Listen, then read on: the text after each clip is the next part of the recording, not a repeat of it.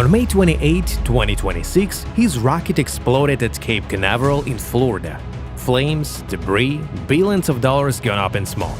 Exactly 30 years later, the very first Amazon servers were exploding in a tiny garage near Seattle, the same servers that made his rocket possible at all. How did a garage startup manage to fund rocket development? Why did selling books turn out to be the decisive factor in Amazon's growth? How was one man able to build up two completely different empires at the same time for nearly 3 decades? And what price did he have to pay for that success? And today, the whole truth about Jeff Bezos. How a guy from Wall Street quit a stable career, drove across the country in an old van, and built 2 empires at once, Amazon and Blue Origin. A bookstore that became the world's everything store. A space company that was supposed to make space accessible to everyone. $1 trillion rises, explosions on the launchpad. The dot-com crash that nearly buried Amazon. Secret billions poured into rockets. The divorce of the century that cost $38 billion. But let's take it step by step. Subscribe to the channel and hit the like button on this video. And while you're doing that, let's go back to the very beginning of this story. The story began with a boy who, at the age of 10, was already repairing windmills on an abandoned ranch. 1964, Albuquerque, New Mexico. Jeff's mother, Jackie, was 17 years old. His father, Ted Jorgensen, the owner of a bicycle shop, disappeared from their lives almost immediately. To finish high school and college, Bezos' mother took baby Jeff with her to night classes, carrying 2 bags, one with textbooks, the other with diapers and bottles. A couple of years later, his mother married Mike Bezos, a Cuban immigrant and Exxon engineer. He officially adopted the boy and gave him his last name. Every summer, Jeff would go to his ranch in Texas and spent all his time there with his grandfather, Lawrence Preston Gies, who had once worked at DARPA and knew how to make any piece of machinery work. There was no room for whiners there, fixing fences, castrating calves, repairing tractors, milking cows. If something breaks, fix it yourself. Behind closed doors, the family whispered that it was precisely these summer survival lessons that forged Bezos' iron will. He himself would later say, "My grandfather taught me that the world isn't supposed to be comfortable. You make it comfortable yourself." Jeff was a straight-A student in school. By high school, he had fallen in love with computers. In the summers, he worked part-time at McDonald's. In 1982, he enrolled at Princeton, where he studied electrical engineering and computer science. He graduated summa cum laude with highest honors. In 1986, right after college, he landed a job on Wall Street at Fiddle, a company developing international networks. Then bankers' trust, and in 1990 came the big break. D.E. Shaw, one of New York's most aggressive hedge funds. Bezos rose to the top in a flash. At 30, he became the youngest vice president in the firm's history. His salary was nearly $1 million a year, an office with a view of Manhattan, everything any small-town guy could dream of. But not our Jeff. He thought on a completely different scale. In 1994, the internet was growing by 2,300% a year. Bezos saw the numbers and realized he had to act. After a brief moment of reflection, he made the pivotal decision to try selling goods online. Books were his first choice. Why? A huge selection, low shipping costs, and no need for physical stores. He went to his boss and said, "I'm quitting." Shaw was in shock. "Are you out of your mind? You have a career, bonuses, everything." Bezos answered with a phrase he would repeat for the rest of his life. "I don't want to be 80 years old and regret not having tried." Summer 1994. Jeff and his wife Mackenzie, who by the way worked at the same fund, drove across the country to Bellevue, near Seattle.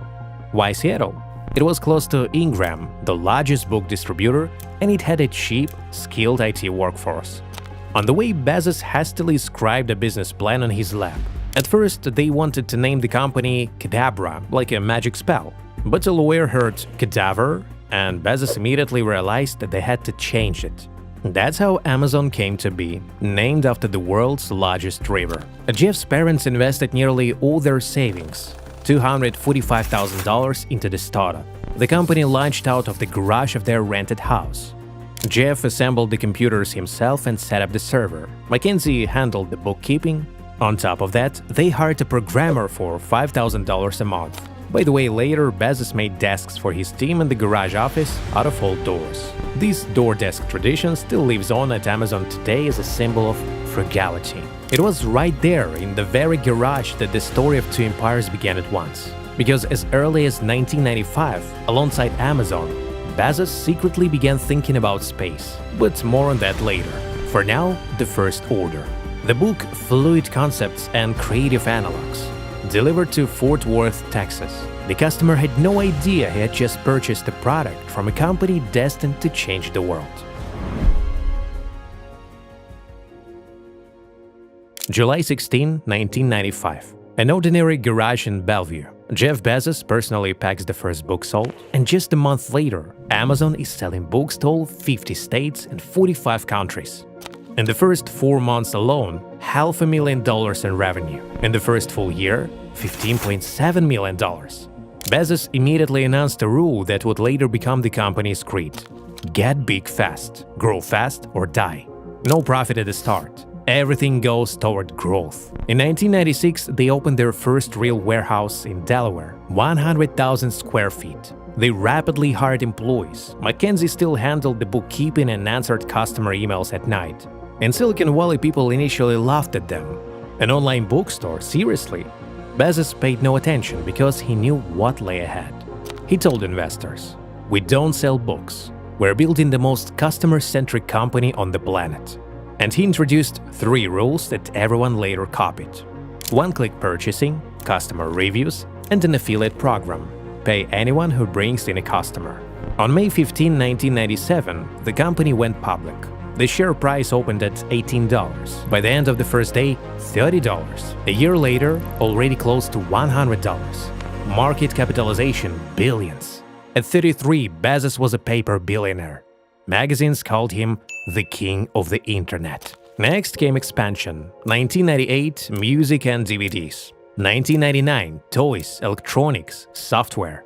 Warehouses were popping up like mushrooms. The strategy was simple. If a customer wants something, we sell it. Even if we lose money on it for now. The main theme was volume and data. While all the venture capital funds were going crazy over .coms, Bezos was already building not a store, but a machine. He had a significant advantage over other companies. He said, "Your margin is my opportunity."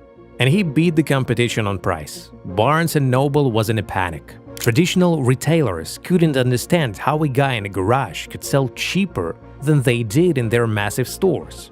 By 1999, revenue reached $1.6 billion, a 3-fold increase in a single year. Shares soared to $113. Bezos was on the covers of Time, Forbes, and Newsweek. He was named Man of the Year. But it was precisely at this moment, at the peak of the boom, that he began building his second empire. The year 2000. The dot-com bubble bursts. Amazon's stock plummets 90% over the year, down to $6. The company is on the brink of bankruptcy. Debts are enormous. Investors are in a panic. Competitors already writing obituaries. But what does Bezos do at this moment? He secretly uses his own money to fund Blue Origin. In 2000, he registers the company and begins hiring the first rocket engineers. On weekends, in a secret hangar. While Amazon is barely breathing, he pours tens of millions into rockets. Bezos called Blue Origin the most important work of his life. His goal wasn't just rockets, but to move all heavy and dirty industry into space so that Earth could remain a beautiful garden. No one understood what was going on. The guy has completely lost his mind. Friends asked, "Jeff, your business is on fire and you're off to space?" He replied calmly, long-term thinking. In 10 years, people will laugh that we didn't start sooner. It was a moment when one empire hung by a thread while another was just beginning to take shape in silence. But Bezos decided not to choose. He would keep both companies going. It was then that he coined the phrase he would later repeat to thousands of employees. "We're prepared for failure. We're just not prepared to give up." 2001. Amazon is drowning in debt. The online bookstore is dead. Banks are denying loans. And Bezos? He smiles and tells the team, this is the best time to invest in the future. He refuses to slow down and pushes forward. Amazon Marketplace is born. Now anyone can sell on their platform for a commission. a brilliant solution where sellers handled the shipping themselves. Within a couple of years, a third of all revenue comes from third parties. Bezos doesn't build warehouses for every product, he rents out shelf space. The phrase, "your margin is my opportunity," takes on a new meaning. In 2005, Amazon Prime launches. For $79 a year, free 2-day shipping. Everyone is screaming, "It's a money loser." Bezos replies, "In 10 years, this will be our main competitive barrier." And he was right. Today, Prime has 200 million subscribers worldwide. Loyalty that money can't buy. The most pivotal decision was AWS, Amazon Web Services. It all started with a simple problem. Amazon's internal servers were sitting idle. The engineers suggested, "Why don't we rent out this computing power to other companies?" What do you think Bezos said? "Let's do it!" On March 14, 2006, they launched S3, a simple storage service. Then EC2, virtual servers. At first, Silicon Valley laughed. Bookies venturing into the cloud. But a couple of years later, everyone got it. Netflix, Airbnb, even NASA, they're all on AWS. Today, it accounts for 30–35% of Amazon's total revenue. A pure money printing machine. In 2024, AWS revenue exceeded $100 billion a year. Just hardware and code. While Amazon was transforming into a behemoth in plain sight, a second empire was growing in silence. Blue Origin. Since 2000, Bezos had been quietly funneling tens of millions of dollars from his own pocket into the venture. Every weekend he held secret meeting with engineers in a hangout. No press releases, no investors. "We're going to make space accessible," he said. Not for tourists, but for good. The early years were nothing but tests and explosions. It wasn't until 2015 that New Shepard achieved its first successful vertical takeoff and landing. At NASA, they shook their heads. Bezos is spending his millions on toys while Elon's SpaceX is landing government contracts. But Bezos wasn't in a hurry. He was thinking decades ahead. The core corporate philosophy and mindset he established boiled down to this. Day one, a management approach in which a giant corporation operates with the flexibility, speed, and passion of a young startup. And the main fear, the onset of day two, stagnation that leads to the decline and demise of the business. Day one for Amazon and day one for space. Amazon is no longer just a store, it's a platform, a cloud, logistics, and movies. Prime Video. Market capitalization by 2017, $500 billion. Bezos is leaving everyone in the dust. You know what I'm thinking? One man has two completely different machines in his head. One sells socks and movies. The other builds rockets so people can live on the moon. And both are running at full throttle. Not a day to catch their breath, not a single compromise on quality. It was a real takeoff, but things only go well in fairy tales. In 2017, Jeff Bezos officially became the richest person on the planet. Amazon is worth over $500 billion. Every second, someone somewhere in the world buys something on their site. AWS prints money faster than the Fed. Prime has 100 million subscribers, and at the very same time, in a secret hangar in Kent, Washington, Blue Origin engineers are assembling New Shepard. Bezos flies between two worlds in a private jet. In the morning, a meeting at Amazon. In the evening, a private call with the rocket scientists. Many said the guy has completely lost touch with reality. One business, trillions, the other a black hole into which he's pouring his money. And he really was pouring it in. From 2000 to 2018, Bezos personally invested over $1 billion of his own money into Blue Origin. Not a single government contract, not a single dollar of venture capital. "This is my insurance for humanity," he said. While Amazon was conquering Earth, Blue Origin was preparing for the moon. In 2015, the first successful vertical takeoff and landing. By 2018, there were already dozens of tests. Bezos smiled. "We're making space boring and predictable."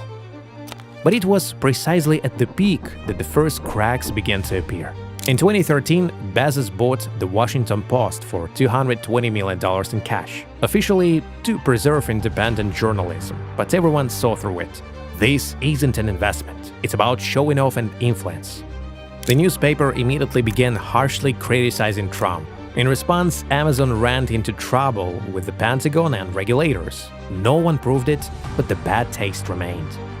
In 2014, Amazon released the Fire Phone. Bezos personally promoted it as the iPhone killer. They invested hundreds of millions. The result?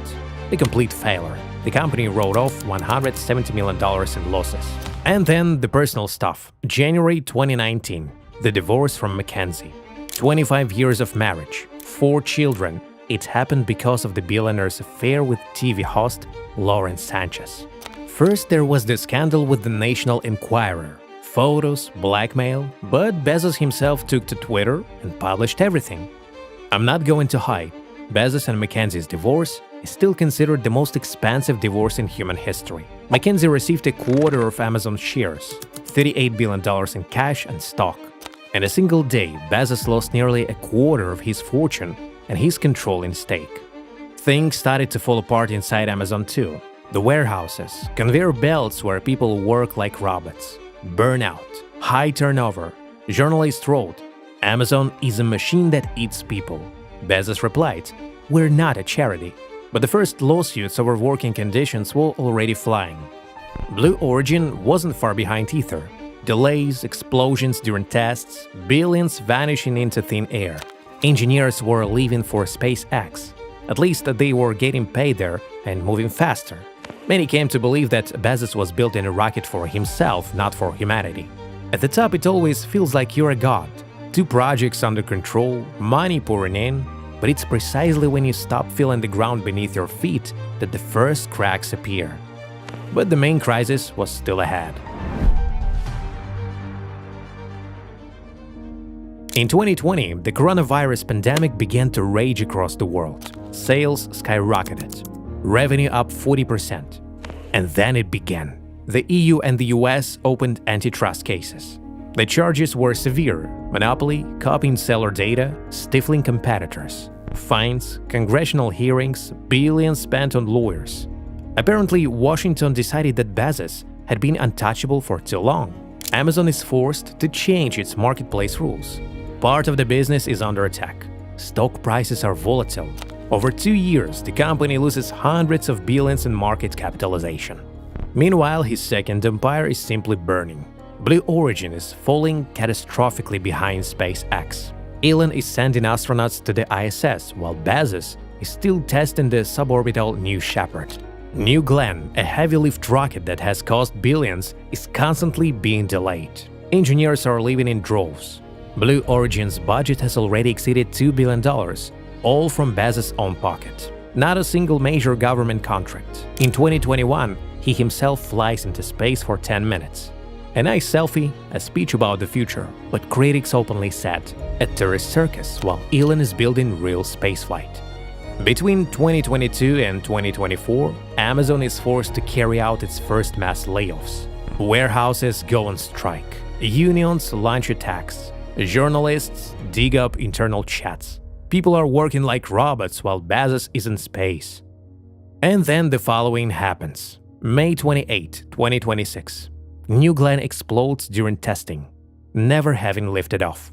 A total disaster. Flames, debris, hundreds of millions up in smoke. Bezos watches the broadcast in silence. When you're juggling 2 projects like this, sooner or later one starts eating into the other. Amazon is under scrutiny from regulators. Blue Origin is drowning in delays, and his personal life is splashed across the tabloids. It's easy to forget that the billionaire who seemed unsinkable is, after all, human. Rock bottom, but it's precisely from moments like these that Bezos has always known how to rise. New Glenn has just exploded on the launch pad. The debris is still smoldering in the dust, and the very next day Bezos is holding a private call with the Blue Origin team. No hysterics, just one phrase: we're going to dissect every bit of it and launch again. Anyone else would have given up, not him. Despite his setbacks, the company has still achieved some success. New Shepard flies like clockwork, nearly 20 tourist flights. And most importantly, Bezos stated, "We're not competing with Elon, we're building infrastructure for future generations." And he invested another $500 million of his own money, personally. Amazon has reinvented itself. After the antitrust battles, they wised up. They opened up more data to sellers, lowered commissions, and launched new logistics servers. Revenue in 2025 surpassed $700 billion. AWS continues to rake in money, now $130 billion a year. Prime has grown to over 230 million subscribers worldwide. Even after all the regulatory blows, the market cap is once again above $2 trillion. Bezos remains executive chairman. Not CEO, but the mastermind. Bezos reminds shareholders of day one that the company is always at the very beginning of its journey.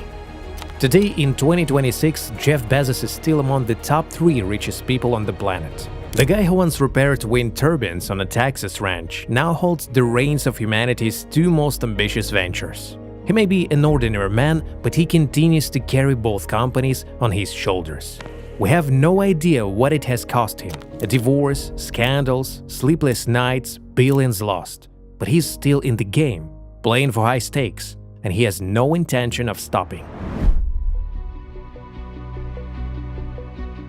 What allowed Jeff Bezos to achieve such success? Here are the 5 main factors.